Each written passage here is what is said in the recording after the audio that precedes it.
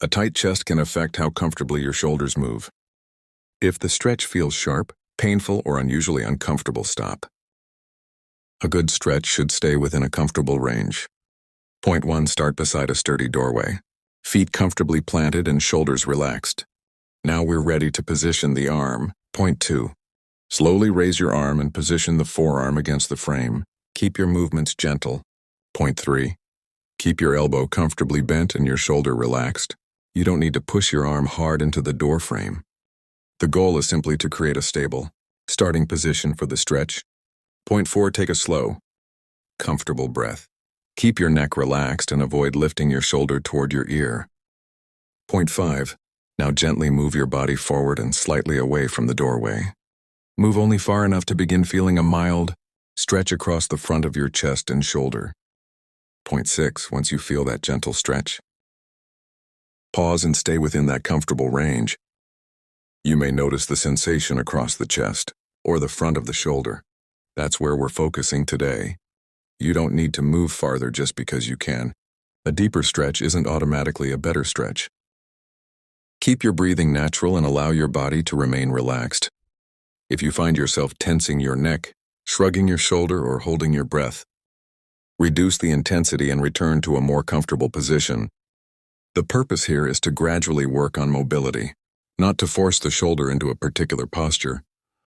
Point 7. As you hold the position, think about keeping your chest open without exaggerating the movement. Don't push your chest forward aggressively. And don't pull your shoulder backward as hard as possible. Instead, allow the front of your body to lengthen gently.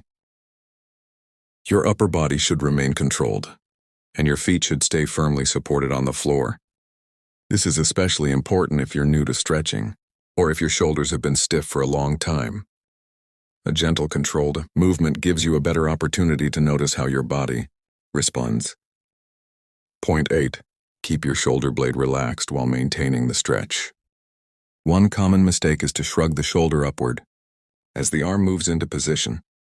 That can create unnecessary tension around the neck and upper shoulder. Instead, let the shoulders stay as relaxed as possible. You should still be able to breathe comfortably.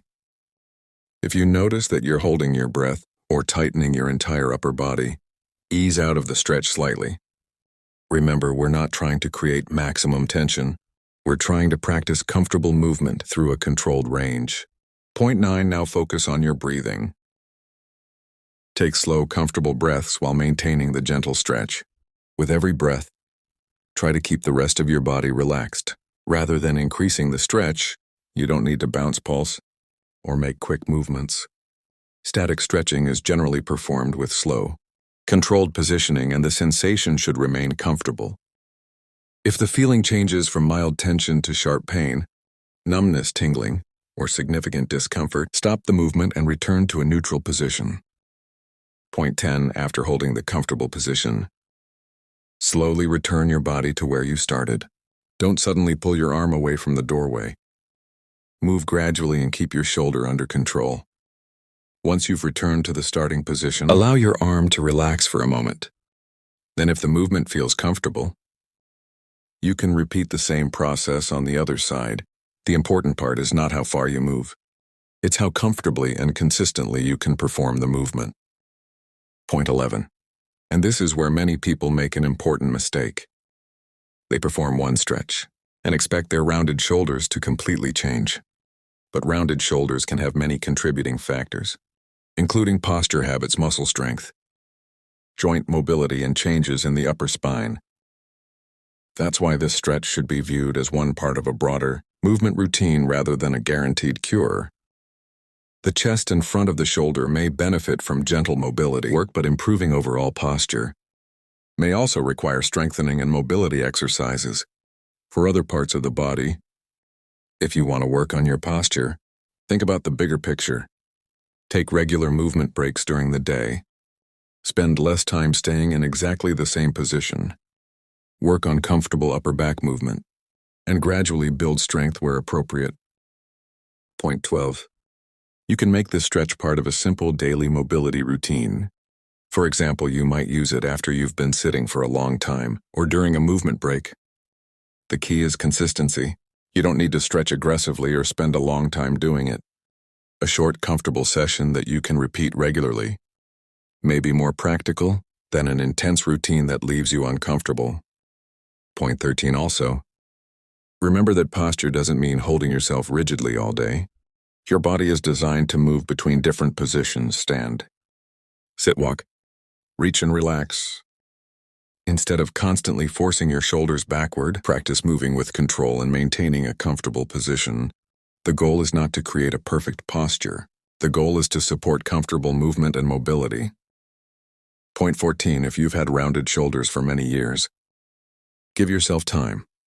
Your posture and movement habits develop gradually, so you shouldn't expect one exercise to completely change them overnight. Instead, use this stretch as an opportunity to regularly work on the mobility of your chest and front shoulder. Pay attention to how the movement feels over time. Maybe reaching overhead becomes more comfortable. Maybe opening your chest feels easier. Maybe you simply become more aware of how often you sit with your shoulders forward. Those small changes can be useful because better movement habits are built through repetition. And remember, if you have a shoulder injury, significant pain, numbness, tingling weakness, or a medical condition affecting your shoulder or spine, it's best to speak with a qualified healthcare professional before starting or changing an exercise routine. Point 15. So if you're over 60 and you're noticing that your shoulders are becoming more rounded or your chest feels increasingly tight, start gently. Use the doorway for support. Keep your feet stable, relax your shoulder. Move slowly into a comfortable stretch across the front of your chest and shoulder.